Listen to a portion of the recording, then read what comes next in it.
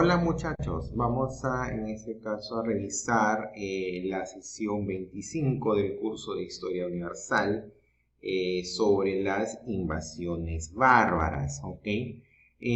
Habría que, para poder empezar a tener conocimiento sobre esta sesión, ¿no? Primero tenemos que entender qué es el concepto de bárbaro, a qué se entendía por bárbaro.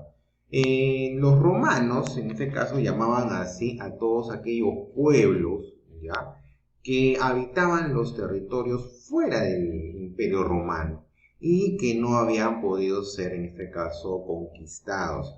Ahora, no quiere decir esto que eran grupos sueltos, sin una organización, al contrario, tenían sus propias costumbres, idiomas, ¿no?, instituciones y religión. Además, se encontraban organizados, se encontraban divididos en tribus, organizados en clanes. En cuanto a los orígenes de los pueblos bárbaros, su gran mayoría fueron germánicos, como los godos, como los francos o como los vándalos. ¿No? Entre otros pueblos bárbaros eran procedentes del Asia, como por ejemplo los tártaros y los turcos. En cuanto a las costumbres, ¿no?, de la mayoría de estos pueblos bárbaros, ¿ya?, entre sus características era que poseían una religión guerrera. Además, estaban organizados por una asamblea de guerreros, en la cual cada uno podía expresar su manera de pensar. Esta asamblea también actuaba como una especie de poder judicial, porque algunos de sus miembros eran jueces, entonces podían sentenciar o absolver al prisionero. Entre entre las costumbres judiciales, ¿no?, de los pueblos bárbaros, tenemos el huérgel, por ejemplo, que era un derecho que tenía el delincuente para pagar en dinero el daño que podía ocasionar a otra persona y así de esta manera evitar la prisión. Las ordalías eran las pruebas de tormento a las que se sometía a un testigo o un prisionero para saber si éste decía la verdad. El mayorazgo era el derecho que tenía el hijo mayor a recibir la herencia íntegra. ¿Cómo fueron las invasiones bárbaras? Fueron de dos tipos. Primero, las invasiones pacíficas. En cuanto a estas, se desarrollaron de esa manera, es decir, habían grupos, ¿no?, de pobladores bárbaros que iban ingresando a las fronteras del Imperio Romano con la finalidad de dedicarse a la agricultura y a la ganadería. Más adelante, a medida de que iban dominando terreno, iban siendo más todavía, dominaban, pues, administraban ese terreno y permitían el ingreso de los suyos. Otras migraciones fueron violentas, ya que invadieron el Imperio Romano por distintas partes, transportando a sus familiares y de esa manera provocando el caos y la muerte en diversas zonas del Imperio Romano. Ahora, ¿cuáles son las causas de las invasiones bárbaras? Podemos verificar, por ejemplo, que una de las principales fue el debilitamiento en general del Imperio Romano al dividirse. Cuando Teodosio divide, en ese caso, en dos áreas el Imperio Romano, ahí ya debilita militarmente al ejército de esa sociedad. También viene a concadenación la decadencia y la crisis del Imperio Romano de Occidente, que fue de alguna manera el que más sufrió con estas invasiones, primero con esta división, ¿ok?, y posteriormente ya con la invasión de los bárbaros, ¿ok? Por ejemplo, tenemos en imagen, ¿no?, por decir cómo cómo se iban cómo iban agrupándose los pueblos bárbaros. Si vemos ahí hay dos áreas, ¿no? La primera, aparentemente de mayor extensión, ¿no?, por lo que se ve en imagen, es el Imperio Romano de Occidente, que está como que en color melón. Y del otro lado, marrón, es el Imperio Romano de Oriente.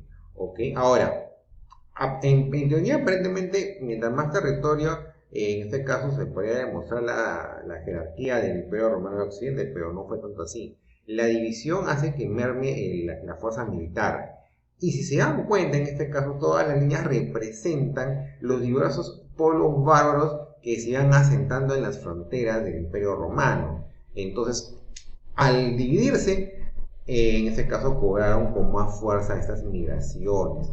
Si se dan cuenta, en el caso de los romanos de Oriente, pues tenían muy pocos pueblos que entraban a sus territorios, ¿no? Entonces, la división del ejército de alguna manera también contribuyó a esta decadencia.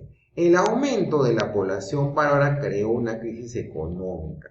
El afán de conseguir nuevas tierras, ya que el territorio logró ser muy reducido. Se dan cuenta, el territorio ahora es todo lo que es amarillo en la parte oriental de Europa. Entonces había esa necesidad, a medida que ellos iban creciendo, también necesitaban un territorio. Además, la invasión se genera por el constante peligro que representaban los hunos, que eran un pueblo bárbaro de Asia Central, ¿no? Específicamente dominaba el área de lo que hoy es Mongolia. Entonces, esta fue una amenaza que hace que los pueblos se vayan teniendo la necesidad de ingresar a las grandes áreas del Imperio Romano de Occidente. Ahora, ¿cómo se desarrolla la invasión? La invasión no fue de un momento a otro, sino fue de manera progresiva. Empezó a partir del siglo III. En su mayoría, en este caso, estas migraciones se enfrentaban al ejército romano, pero más adelante muchos de ellos asimilan a la civilización romana e integran el ejército. O sea, no es que el 100% de los migrantes bárbaros o se mantienen fieles a su pueblo de origen, ¿no? Muchos de ellos terminan cambiándose al bando romano. Los visigodos en el año 348 intentan ingresar al Imperio Romano de Occidente. El emperador Valente muere tratando de detenerlos en la batalla de Adrianópolis. En el 410, al mando de Alarico, saquean Roma. Al avanzar los hunos al Imperio Romano de Occidente, los romanos tuvieron que realizar una alianza con los visigodos, con los francos y los burgundios. Fueron dirigidos todos ellos por el general romano Aecio, deteniendo su avance en la batalla de Chalons o Campos Cataláunicos en el año 451. Más adelante es derrotado el último emperador romano, Rómulo Augustulo, por el general Érulo Odoaco. ¿Okay? Entonces, y ahí es ya donde se sentencia la suerte del Imperio Romano de Occidente. Entre las consecuencias de las invasiones bárbaras está pues la caída del Imperio Romano de Occidente. La formación, luego de la derrota del Imperio Romano de Occidente, se va dividiendo el mismo, ¿no? Se divide en este caso en diversos reinos bárbaros, que iremos desarrollando por lo menos los principales. La fusión de costumbres e idiomas de los bárbaros con los romanos genera la creación del nacimiento de las lenguas romances, ¿no? Lo que hoy es el actual castellano, portugués, inglés, italiano, alemán. La difusión del cristianismo, la decadencia del comercio, ¿no? Y en este caso el predominio de la actividad agrícola. Recordemos que muchos de los bárbaros, cuando entran a las áreas del Imperio Romano de Occidente, lo hacen siendo agricultores y ganaderos, y esta actividad se mantiene, o sea, no miran mucho al comercio. Entonces, por eso que la actividad comercial decae bastante ya en los inicios de la Edad Media.